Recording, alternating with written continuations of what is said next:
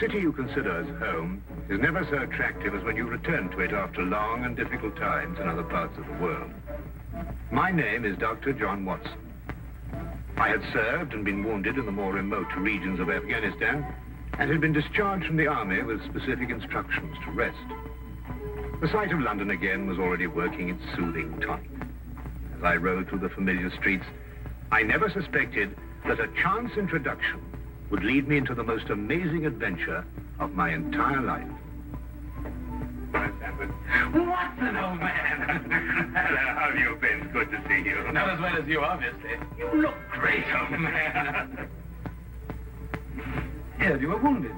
Well, it couldn't be much worse. Sit down. Care for a drink? No one. Yes. Well, what are your plans now? Got nothing really at the moment. I'm looking for lodgings. Trying to solve the old problem of comfortable quarters at a reasonable price. That's odd.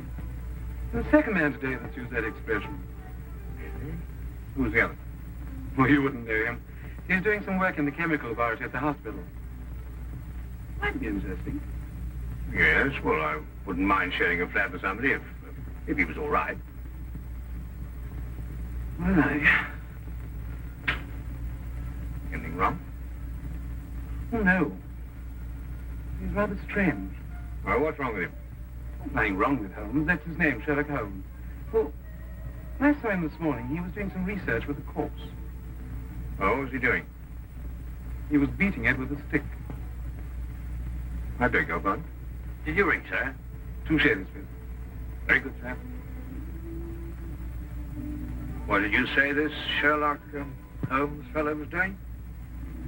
He was beating a corpse with a stick. Oh? What in heaven's name do you want to do that for? He wanted to find out if it was possible to inflict a bruise on a body after death. Why?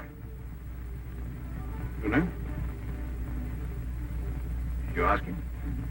There's another strange thing about this Holmes. Somehow, one never thinks to question him. No.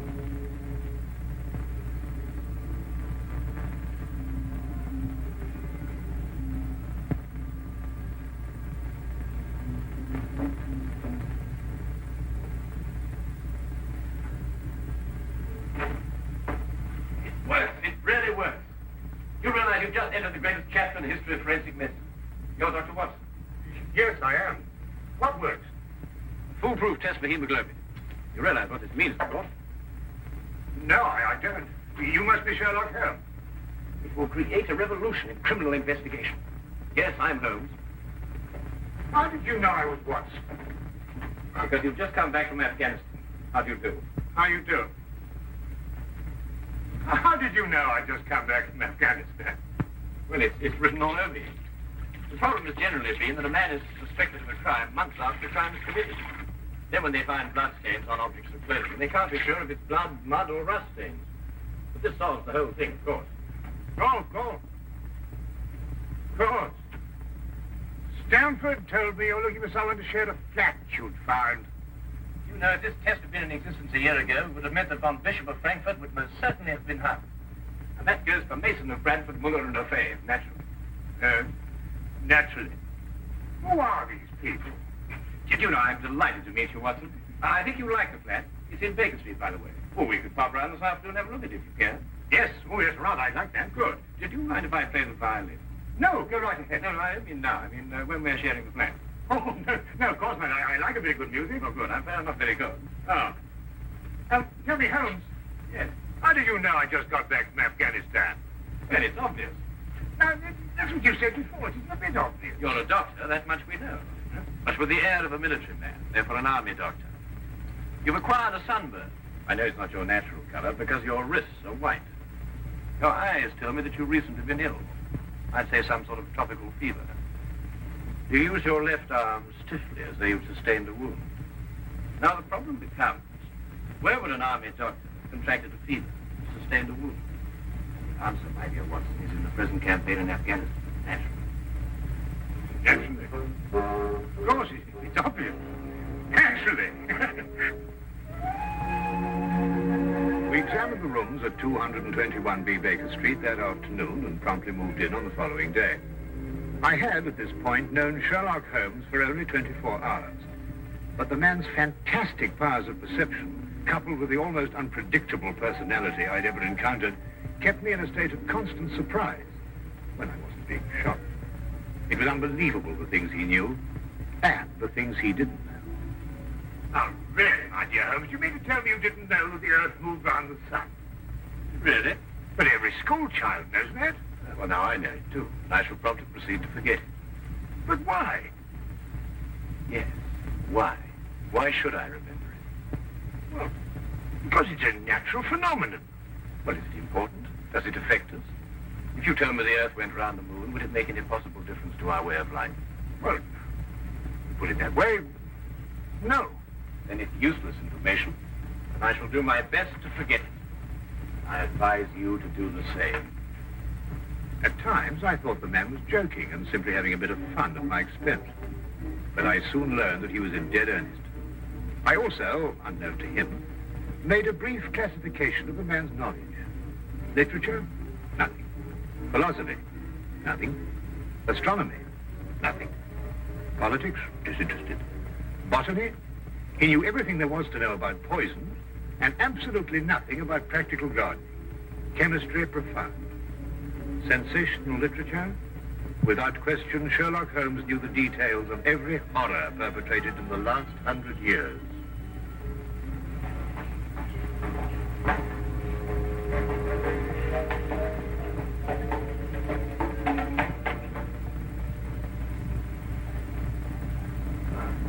I believe we have a visitor.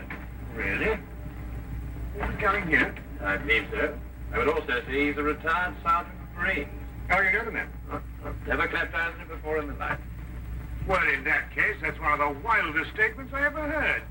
How can you possibly guess he's a retired sergeant of Marines? You've never seen him. A guess, my dear Watson. A calculated deduction. Yes, he is coming up here. Do you mind if I ask him his profession? Oh, by all means. Now, where did I put my violin case? Oh, it's over here. There you are. Ah, my old friend. Come in. Excuse me, gentlemen. I have a message here from Mr. Sherlock Holmes. Thank you.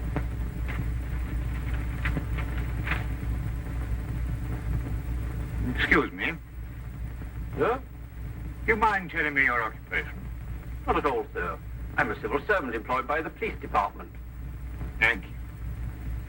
I just wondered. Not at all, sir. How long have you been with the police department? Just a year, sir. Before that, I was a sergeant in the Marines. Good day, gentlemen. How did you know?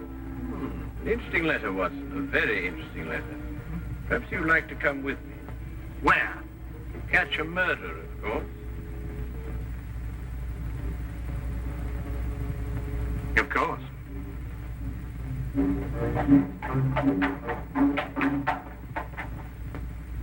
How did you know that that man was an ex-sergeant of Marines? Who? A messenger from the police. Oh, yes, the retired sergeant of Marines. That's what I said. Well, there's nothing mysterious about such observations, my dear Watson, but unfortunately, when explained, they lose their romantic order of mystery. My decision was based on observation and logical deduction. The man had a large anchor tattooed on the back of his hand. This was visible from our window. I admit I didn't notice it at the time, but since you mention it, I think there was an anchor. Oh, there was indeed. He also wore regulation sideburns and a slight nautical robe. Thus, I judged him a Marine. Oh, guess, I grant you, but only a refinement of guesses one makes every day. Don't be so disgruntled, Watson.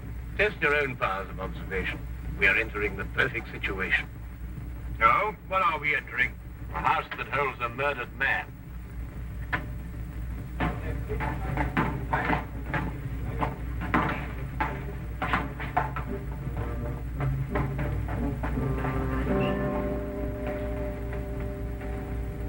Inspector Lestrade inside. Yes, sir. May I have your name, please? Yes, Sherlock Holmes. This is Dr. Watson. Oh, that's quite all right, sir. Inspector Lestrade gave instructions to admit you. Oh, good. Oh, by the way, has the body been removed? No, sir, but the medical examiner's just gone. Oh, thank you. Let's hope they haven't moved things about too much. The police forces of the world seem to have an organized science of messing things about.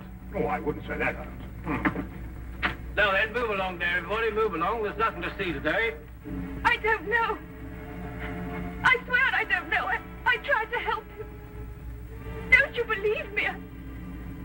I had to do what I could. It was instinctive. Instinctive for a woman like you to commit murder. That's not true. You know it's not true. I know you hate me, but you can't believe I'd do a thing like this. Yes, I can, and I do. She's a murderess. You know it as well as I.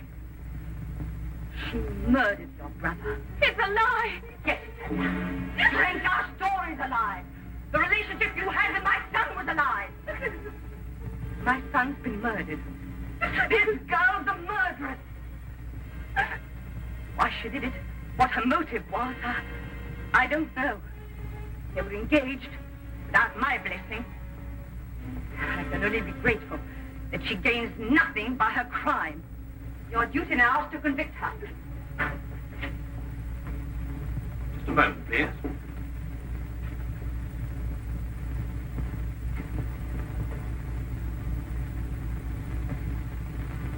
Notice the angle of incision, Watson? Yes.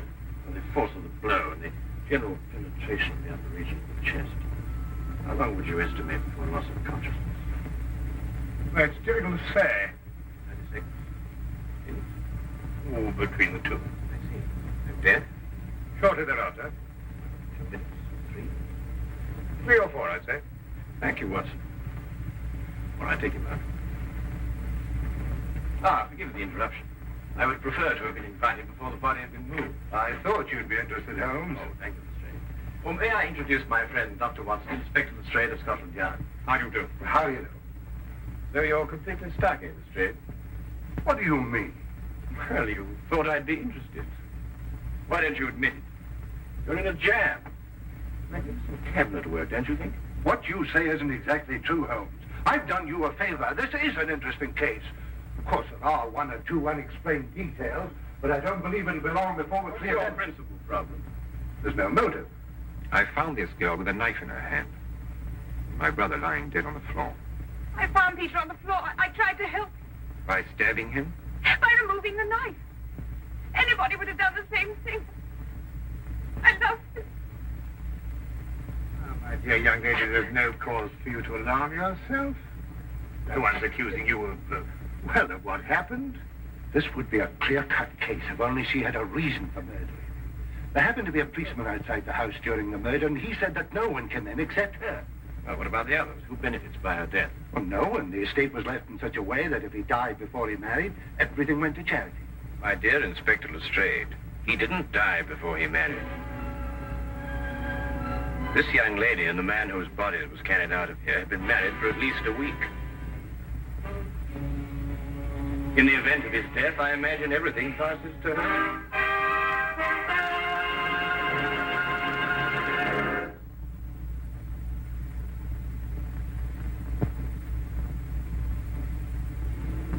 And now we return to the case of the Cunningham heritage. How did you know they were married? Weren't you?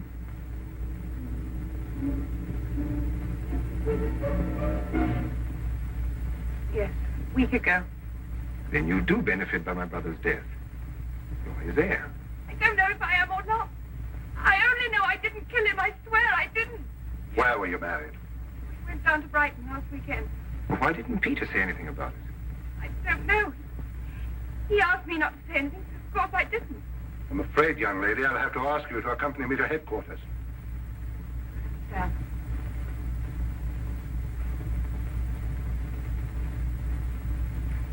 Inspector, I think I should tell my mother. Oh, yes, of course. Tell me, Holmes, how did you know they were married? Well, the man's hands had the remains of a sunburn and the fading marks of a narrow ring, but not as yet that indentation of the finger a ring generally leaves. A weekend in the sun at Brighton explains the whole thing perfectly. I didn't notice these things. Yes, I know. The young lady's hands were also sunburned, and to the same degree. Then the case is solved. Yes, it would appear so, wouldn't it? What are you looking for? Now, do you see that? What? Here, use this. Well, that's only the cut in the carpet. Yes, but it's a fresh one. Yes, but what does it mean? That's a good question. You stop looking for clues now, Holmes. Oh, you solved the case then? Completely. Oh, splendid. Seems this girl had a record. 9 months in the woman's prison in Holloway, from the 21st of February, 1892, to the 21st of November, 1892. She was employed as a governess and convicted for stealing £300 from her employer. Quite true. I knew you'd find out sometime. I made a mistake 5 years ago, but I paid for it. But Peter knew all about it before we were married. I never tried to hide it from him. You didn't know what else you had in mind. I had nothing else in mind except that I loved him. I'm afraid I must ask you to go with the officer, miss. Well, madam.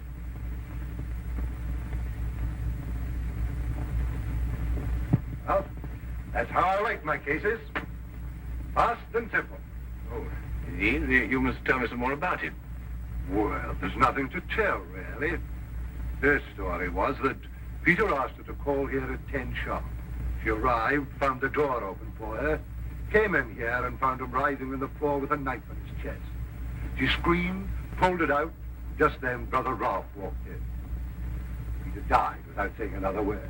So she stabbed him for the inheritance and was caught in the act. Simple. Well, holding off the law. Couldn't be simpler, could it, Watson? I still think it's a tragedy. Yes, but my job, Dr. Watson, we run up against it all the time. Yeah? No, thank you. Well, I suppose you've had some amazing adventures. Yes, but one learns to have a real philosophy of life and get a good perspective. Yes, I suppose. But just the same, I think it's a pity. Just another case of a clever girl being too clever. For a clever girl who intended to murder her husband, she certainly chose the most stupid possible way to commit the crime. What was that? Well, what's this? Checkbook. Oh, amazing deduction, Lestrade. Look. So Peter Cunningham drew a check for £1,000. 6 weeks ago, and 5 weeks ago, and 4, and 3, and 2, and that's all. Well?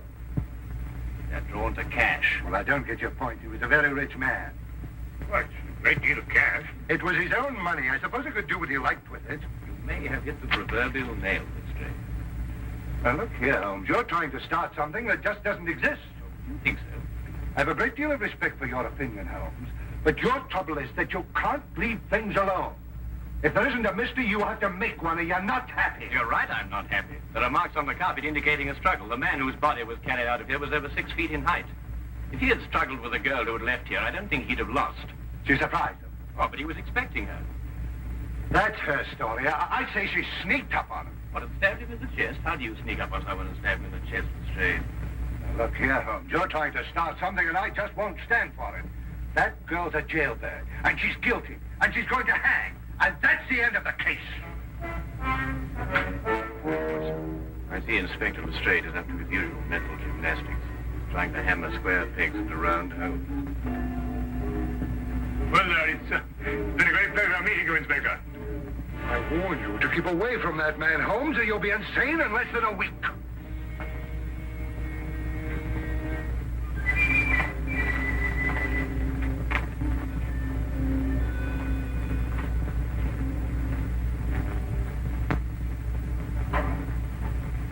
What time is it? Oh, 10:30. Perhaps you'd like to take a little stroll with me. What? I'd like to investigate this afternoon's affair a bit further. Oh, yes. I'd like that. I thought you'd forgotten about it. Not at all. I've been thinking about it all evening. Shall we go? Then we must exchange our thoughts en route. Where are we going? To the Cunningham house. I didn't know you made an appointment there. Well, I didn't. Oh, well, who do you expect to see? No one, I hope. I'm terribly sorry, Holmes, and I'm afraid I don't understand what you mean when you say you want to go to the Cunningham house. You can't do that. What? Well, you can't break into the house. Why not? It's against the law, that's why not. Why, you weren't caught. That's it. What is? If we're caught. But that makes no difference. It makes no difference at all. The thing is, if we're caught, it's against the law.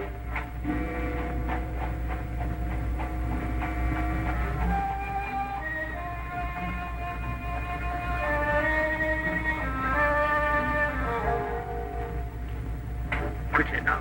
But look, Holmes, we can't... Come on.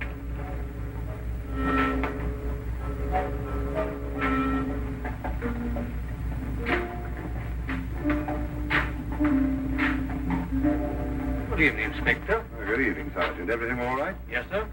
I just thought Sherlock Holmes might have dropped by.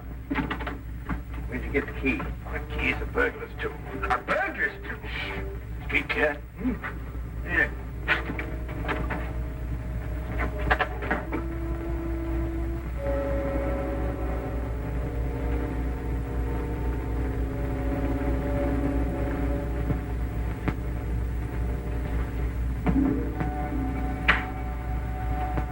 How do you know he's out? Because I had a spy watching the house. Go through that cabinet. What am I looking for? Well, papers, bank statements, anything to indicate passage of money from Peter Cunningham's account. Go on.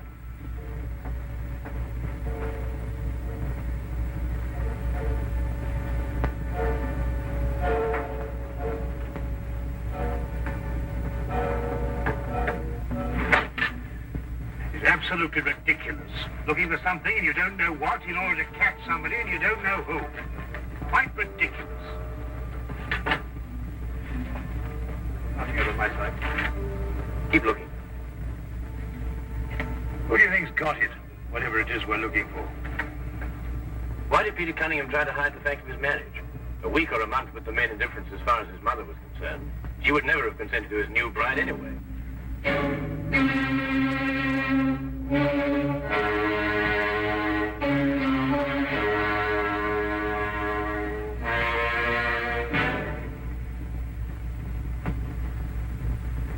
He married her to prove to me that my blackmail wouldn't stop him. And then he withheld the fact in order to give me 1 week to clear out of the country before he exposed me. The money he paid you went to buying up your promissory notes. I was being pressed, Mr. Holmes. My brother's engagement to a jailbird gave me a perfect opportunity to extract a little money from him.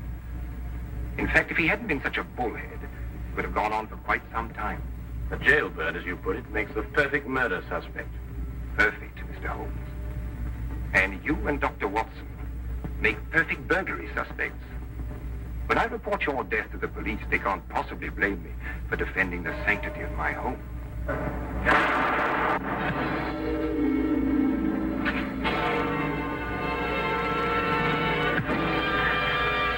Well done, Watson. Oh, I could have done a bit better. It was my bad shoulder. Quite all right, Watson. Think no more about it. So that's our murderer. Yes, the only possible one, of course. Only a man could have struck that blow. Peter died, as you say, within 3 or 4 minutes. And there was a bobby outside the whole block. Yes. Crystal clear. No, completely obvious. Well, what do we do now? What's going on here? Who fired that shot? We will sit with the good inspector, and with the aid of our evidence, a bit of logic, and a few simple diagrams, we will endeavor to convince him that night follows day, and that 1 and 1 inevitably makes 2. How did you two get in here anyway? Now, Inspector, calm yourself, calm yourself, calm. Sit down. Now, there's a good fellow. Sit right here. Now, you see, we have a great deal to talk about.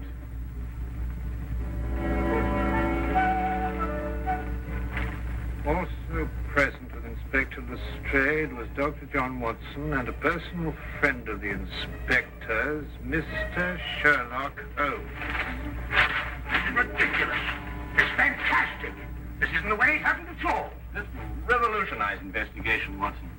This whole account is a lie. Fingerprints, Watson. That's the coming thing. No nonsense. What are you going to do about this? Bit more research. Here, give me your fingers on the sheet of paper. Holmes. Are you going to sit there with these disgusting little smudges and let them get away with this? Beg your pardon? Well, I won't. They're going to hear from me. Brilliant Inspector Lestrade, indeed. Why, it took you 3 hours to convince that bonehead. I don't know. Never in mind his life by her.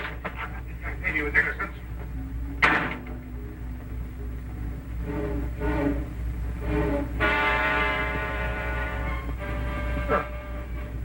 I wonder if he got more than a shoulder wound in Afghanistan.